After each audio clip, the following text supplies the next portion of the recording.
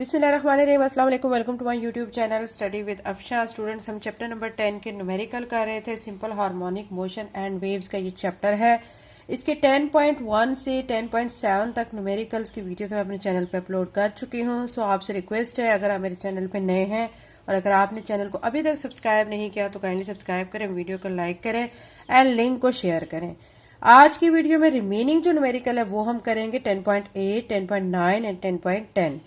10.8 में आपको कहा जा रहा है water waves in a shallow dish are 6.0 centimetre long, यानी वाटर वेव्स जो हैं वो क्रिएट हो रही हैं। उनकी लेंथ आपको गिवन है एट वन पॉइंट। एक ऐसा पॉइंट आएगा, वाटर मूव्स, ठीक है, water moves up and down move करेगा at the rate of 4.8 oscillation per second, ठीक है, यानी इस रेट पर मूव करेगा।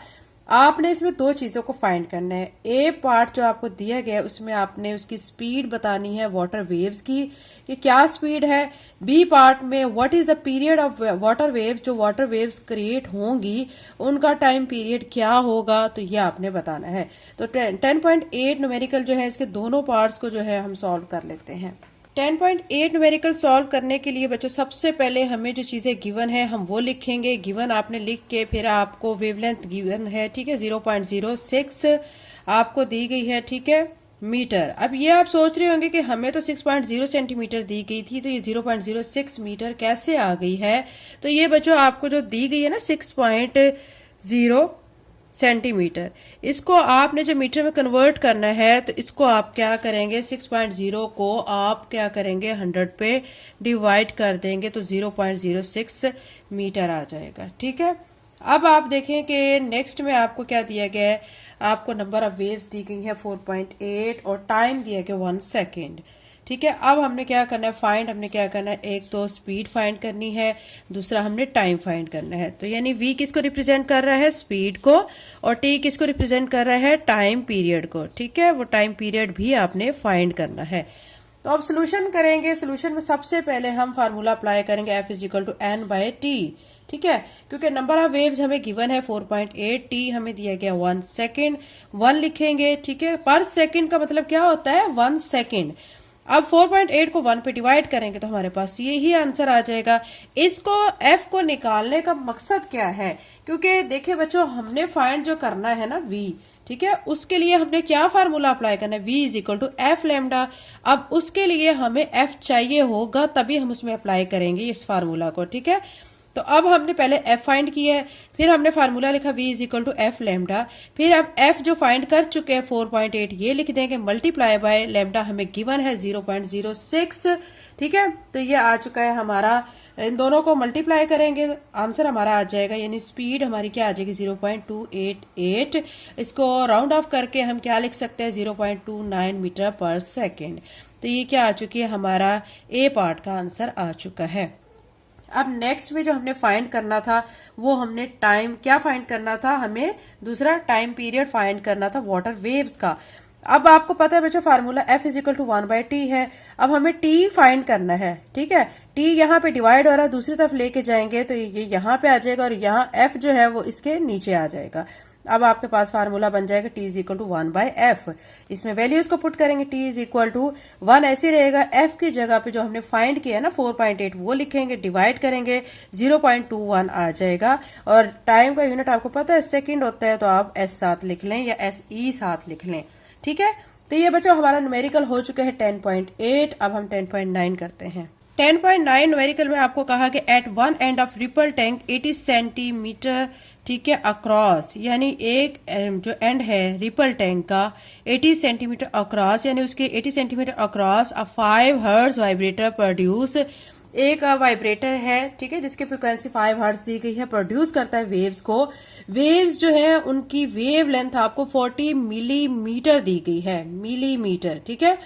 Find the time the waves need to cross the tank. आपने उस टाइम को फाइंड करना है जिसमें वेव्स को जरूरत होगी कि वो उस टैंक को क्या कर जाएं, क्रॉस कर जाएं।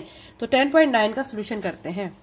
10.9 न्यूमेरिकल को सॉल्व कर लेते हैं। गिवन में हमें क्या क्या है, देखें डी दिया गया है 80 सेंटीमीटर, सेंटीमीटर को मीटर में कन्वर्ट करने के लिए आप 100 पे डिवाइड करेंगे तो आपका आंसर आएगा 0.8 मीटर। ठीक है, क्या आएगा 0.8।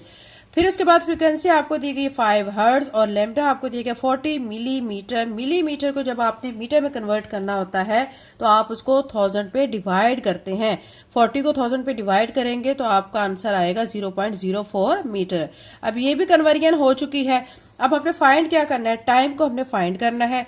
अब हम पहले क्या करेंगे, फार्मूला लगाएंगे v is equal to F lambda. ठीक है, तो अब v इसी तरह f जो है वो आपको क्वेश्चन में गिवन है 5, लैम्डा जो है वो भी आपको गिवन है 0.04, दोनों को मल्टीप्लाई करेंगे 0.2 आ जाएगा।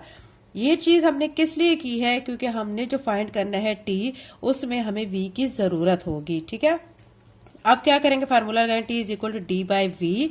टी ऐसे ही लिख देंगे, d हमें दिया गया है 0.8, ये 0 नहीं है बच्चों, सिंपल 0.8 है, डिवाइडेड बाय v अभी हमने अभी फाइंड किया ये 0.2, इसको इस पे डिवाइड करेंगे तो 4 जो है सेकंड आंसर आ जाएगा।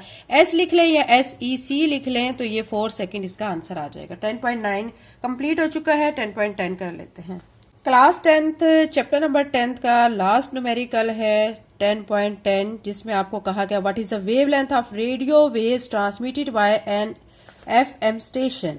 यानी आपने वेवलेंथ को फाइंड करना है रेडियो वेव्स की। जारी बात है FM स्टेशन से कौन सी वेव्स क्रिएट होंगी, रेडियो वेव्स क्रिएट होंगी। ठीक है, तो वो जो FM स्टेशन से रेडियो वेव्स आ रही हैं उनकी आपने वेवलेंथ फाइंड करनी है।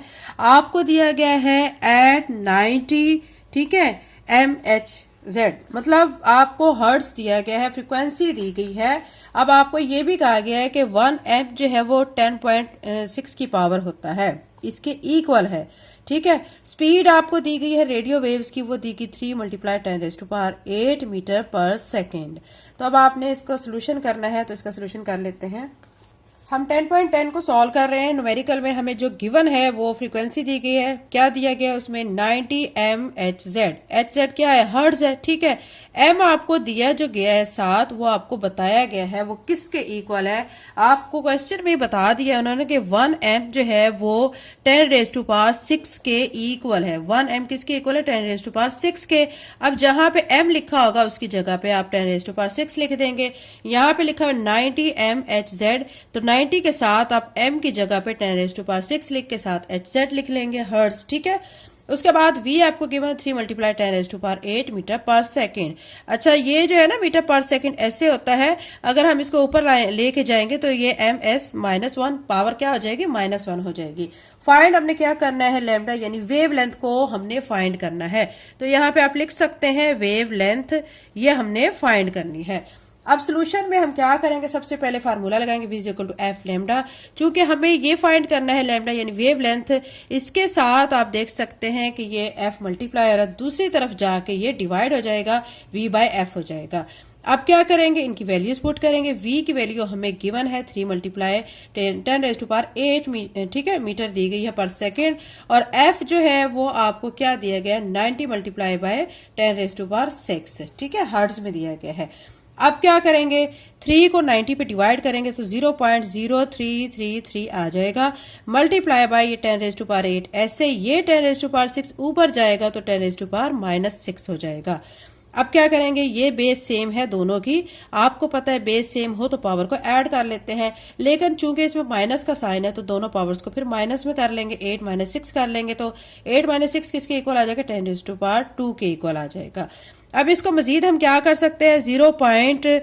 आप देख सकते हैं 0.333 मल्टीप्लाई बाय 10⁻2 का मतलब ये है कि 100। ठीक है, इसको जब आप 100 के साथ मल्टीप्लाई करेंगे तो आपका आंसर आ जाएगा 3.33 मीटर। तो ये हमारा फाइनल आंसर आ चुका है, हम वेवलेंथ को फाइंड कर चुके हैं।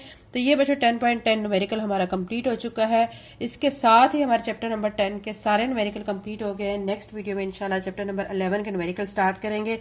अगर आप मेरे चैनल पे नए हैं तो चैनल को जरूर सब्सक्राइब कर लें, लिंक को शेयर करें एंड वीडियो को लाइक करें। Thank you and Allah Hafiz.